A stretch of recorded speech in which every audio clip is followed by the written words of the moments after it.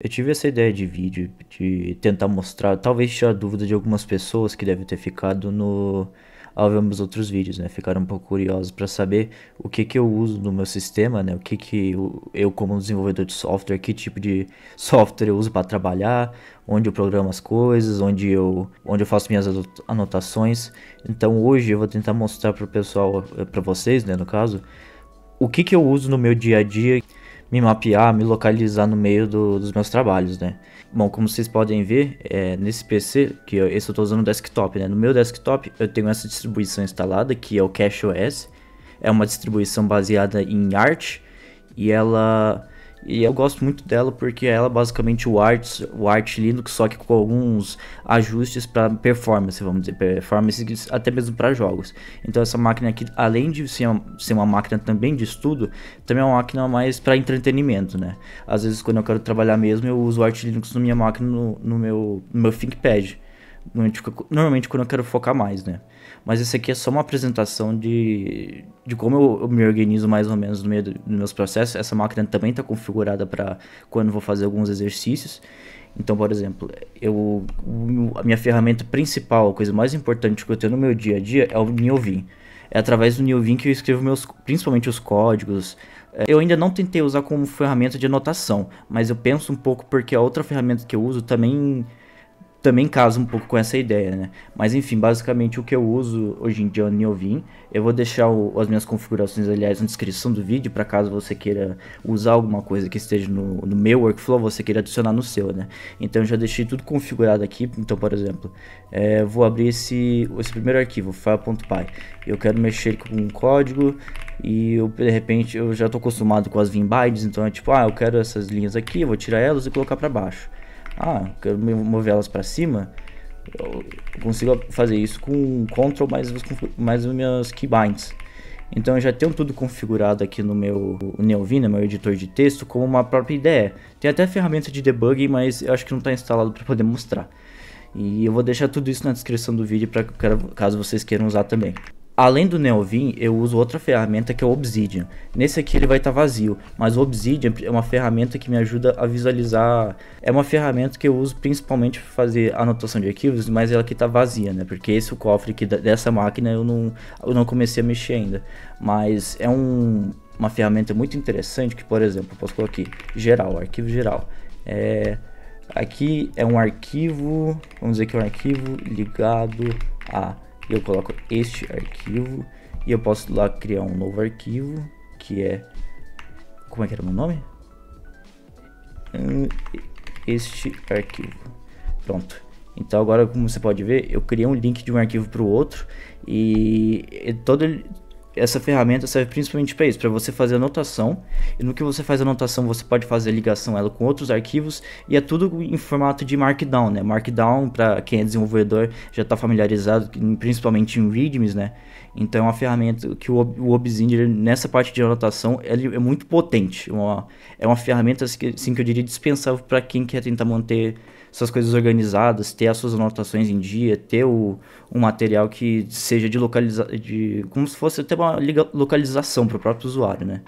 Então, eu gosto muito dessa ferramenta porque ela me ajuda a fazer um mapa mental de tudo que eu tenho no meu trabalho, né? E aqui, se você colocar no gráfico para ver, você pode ver quais arquivos estão ligados e você pode acessar eles, né? É uma ferramenta muito poderosa para quem quer se organizar. Em questão de ferramentas para o computador, eu uso o Neovim e de vez em quando eu gosto de usar também o VS Code.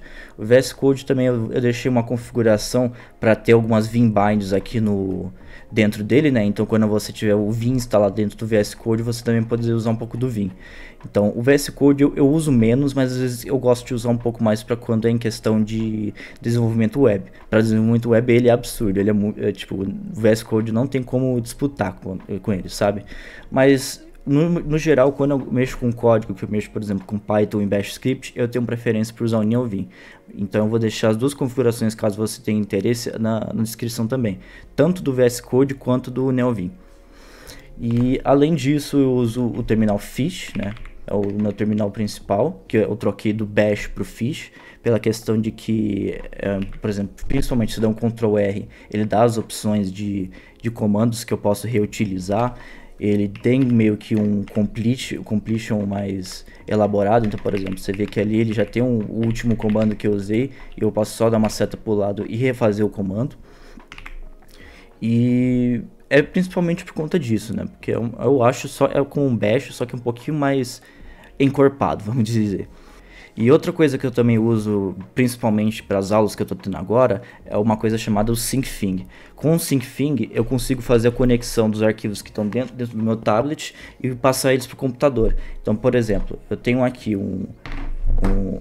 como vocês podem ver, eu tenho esse diretório aqui que ele tem arquivos que estão no meu tablet e eu passei para lá.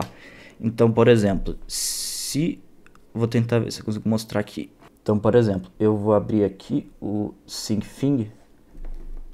Não sei se eu consigo mostrar para vocês, mas eu tenho aqui esse diretório.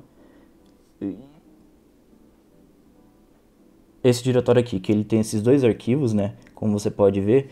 E então eu uso esse programinha SyncThing para fazer a conexão entre os dois. Eu não vou apresentar como é que configura aqui. Eu vou deixar algum vídeo na descrição marcado para você, caso você queira configurar para você também. Mas a grande vantagem que isso me dá é que quando eu tô assistindo uma aula com o professor e eu quero fazer algumas anotações em cima do slide dele, antes da aula, eu já pego o slide, eu baixo ela, eu mando para essa pasta, é só copiar e colar. Você joga dentro dessa pasta depois que a conexão foi feita, eu abro aqui no tablet e eu consigo escrever sobre ela. Então, eu abro o slide do professor e eu consigo anotar em cima dele. Então, é assim que me ajuda a organizar, principalmente a questão de anotação. E esse então traz um meio termo, né? Porque eu gosto de fazer anotações gosto do meio termo entre fazer anotação e digital, né? Então, essa é uma forma que eu posso ter que eu gosto de anotar, que seria como se imitasse papel e caneta, só que é num meio que seria tipo que eu posso digitalizar e mandar facilmente pro meu computador, sabe? Que eu posso olhar em outros lugares que não só na mesa, sabe? Ou no tablet ou no papel. Essas são as ferramentas que eu uso principalmente no meu dia a dia. Eu não tenho muito mais coisas a adicionar, porque só com essas poucas ferramentas, já dá pra fazer me localizar muito no que eu trabalho, sabe? Me ajuda a manter uma organização. Então, o que eu preciso fazer de anotação, eu coloco no meu tablet, que é o Tab S6 Lite, e eu mando pro computador. E no computador eu vejo o slide depois que eu posso estudar, ou eu baixo os arquivos, coloco dentro dele, passo para cá e faço anotação aqui por cima dos arquivos, né?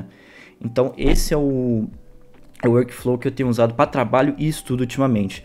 Então eu, como desenvolvedor de software, eu não uso tantas ferramentas, eu uso essas que já são o suficiente para conseguir progredir em qualquer coisa, sabe? O que vier de questão de trabalho, de demanda, só com essas ferramentas eu já consigo me localizar. Eu já consigo me localizar e ter todo um ritmo que consiga me acompanhar. E eu não gosto muito de ficar adicionando tantas ferramentas para não causar muita bagunça, sabe? Então, às vezes você quer uma ferramenta a mais para conseguir ajudar a se organizar, só que aí você precisa aprender a ferramenta nova, precisa saber os comandos, precisa saber isso, aquilo. Para mim, só essas 3 ferramentas, acho que foram 3, né? Essas 3 ferramentas já são suficientes para mim para conseguir manter o meu ritmo no trabalho. Bom, era isso que eu tinha para passar. Qualquer dúvida, deixe nos comentários que eu vou responder. E obrigado. Tchau, tchau.